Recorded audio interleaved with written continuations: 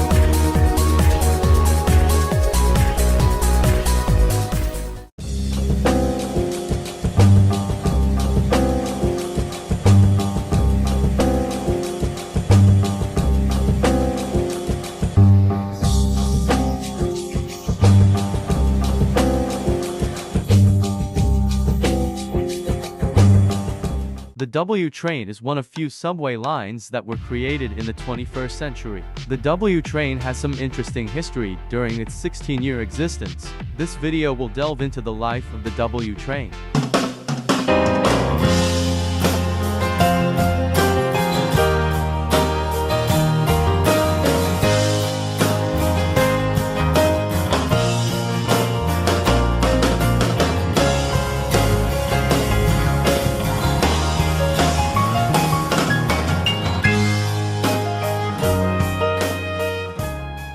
The W train was implemented on July 22, 2001. The original route had the W train begin in Coney Island and running on the West End line to Astoria Ditmars Boulevard. After the events of 9/11, and trains were eliminated, being replaced by full-time W train service until October 2001. 2004 would mark a major change to the W train. W trains would now run from Astoria to Whitehall Street in Lower Manhattan. The W train would act as a supplementary service to the N train, using the same equipment and sharing most stations along the line. Limited W trains would run to 86th Street. This would last until 2010, when major budget cuts caused the elimination of major subway and bus services. The W train was cut completely, being replaced by rerouted Q train to Astoria. The last W train left Whitehall Street at 10:50 p.m. on June 25th. For 6 years the W train was eliminated. However, on November 7, 2016, W train service was restored. This was because of the 2nd Avenue extension, which saw the Q train running to 96th Street. This allowed N trains to run express again. 2010 W train service was back. Currently, the W train uses our 46S as its rolling stock. You can occasionally see our 68S running in the line. The W train has been temporarily cut due to a lack of operators during the COVID-19 pandemic. The W train is a major part of Queens subway riders, as it provides additional service to Manhattan. Overall, I think the W train is a good subway line. It's simple and a decent backup to the N train. Service could definitely be improved. I give it a 7 out of 10.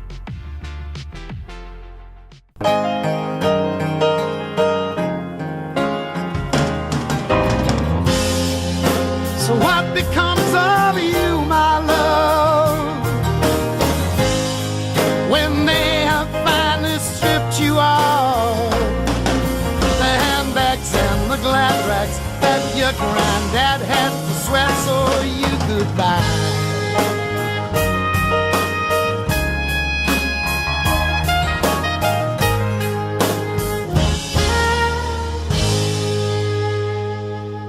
The MTA is constantly changing as ideas come and go. One recent change, for example, was when the L160 went on the G line. One major change happened 13 years ago, an event I dubbed as the Great Budget Cuts of 2010.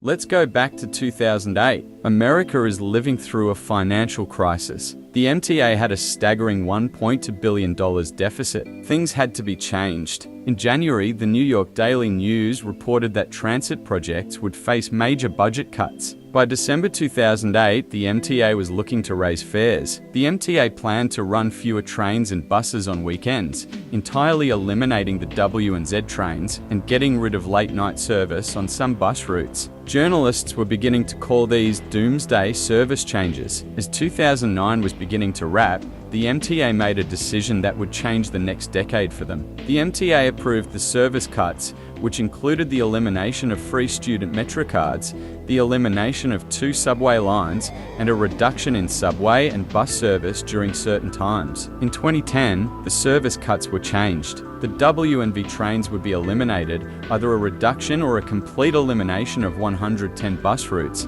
However, they did not have plans to raise the fares. The W train would be eliminated and replaced by the Q train, which will run into Queens. This also caused the N train to run run local in Manhattan. The V train didn't completely die. The M train, which at the time ran to Bay Parkway, would merge with the V train. The new route would still be called the M train, but now would run via 6th Avenue to Forest Hills. On June 25, 2010, the final V train departed 2nd Avenue for the last time. On the same day, the final W left for Astoria. Now, 13 years later, the changes seen is still the most drastic change in recent times. The W train did return in late 2016 and most of the bus routes were restored. However, the V and Brown M trains are still gone. While change is hard, it can also bring better things. The M train is now more useful. With the recent COVID pandemic, the MTA saw a massive decrease in ridership and an increase in crime. Some say a budget gap can grow to $918 million. Will a service change let this ever happen again? Who knows, as the MTA can be unpredictable in some aspects.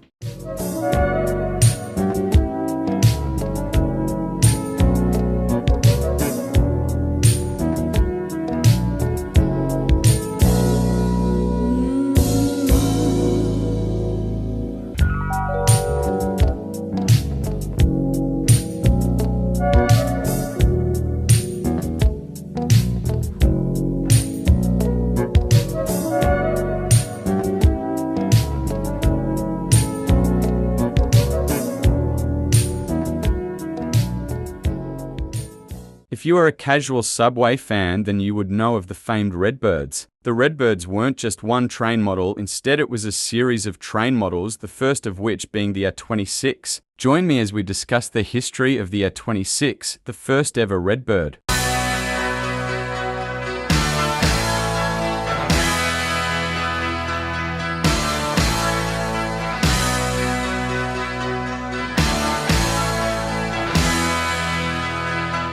Our story today begins in 1959. The first set of A26 arrived in July and began service in October of '59. The trains weren't too notable as they were similar to their predecessors' designs. They would operate reliably on the 2, 4, 5, and 6 trains. By the late 70s, graffiti was becoming an increasingly common practice in the system, so in 1985, the MTA would rebuild the A26. A major part of the rebuilding process was painting the cars in a certain red color to combat graffiti. This color scheme is known as the Redbird color scheme. Through the 80s and 90s, the A26 continued on with its life, running on various lines in the system. However, as the new millennium approached, the fate of the A26 was quickly realized. The A142 was the system's first real new technology train. It came equipped with some of the tech we use daily. They were also going to retire all the A26 in the system. The A26's time was nearing its end. The A26 was gradually replaced with the A33 and had their final run on the 5 train on October 7, 2002.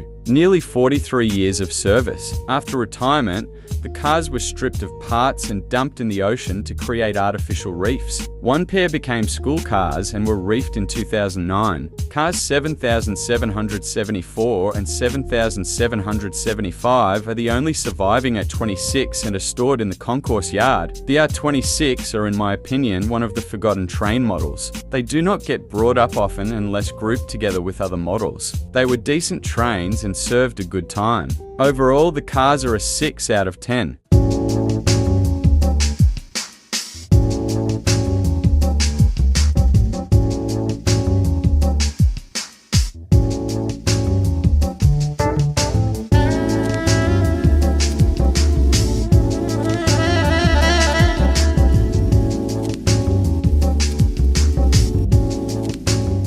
The C train is a pretty important line for many subway riders. It connects Brooklyn to Manhattan in a somewhat quick way. The C train has quite the history, so I'll keep it brief. This is the history of the C train. Where have you been hiding out lately, honey? You can't dress trash until you spend a lot of money. Everybody's talking about the new sound funny, but it's still rock and roll to me. The C train began its life as the AA train on September 10, 1932. The AA train ran from 168th Street to Chambers Street, which at the time was known as Hudson Terminal, in Lower Manhattan. Many service changes occurred from 1932 to 1988. The K train was merged into the C train, which was reworked to run from 145th Street to Euclid Avenue. In 1994, the C train that we know today was born. Service now ran from 168th Street to Euclid Avenue. By 1998, the B and C trains swapped terminals. The C train is not a stranger to emergency service changes, as after a signal fire, the C train was suspended and replaced by the V. For a month, in 2020, the C train was suspended due to COVID. The C train has consistently received criticism. For example, in 2012, the C train was rated as the worst line in the entire system by the Straffangers campaign. The New York Times said the C was the least loved line due to the old 32 rolling stock. On the topic of rolling stock, the C train has had many changes within the last decade. During the summer of 2010, the C had the 44 cars. The next year, some 46 cars came over with the 32 cars. From 2013 to 2019, the C train used 160. The C train now has the 179 and 46 cars, and possibly the 211. Overall, the C train is an alright line. To some, it's a hated necessity, and to others, it's their life. The C train provides additional service along all its lines that it serves. I consider it the backbone of 8th Ave. 7 out of 10.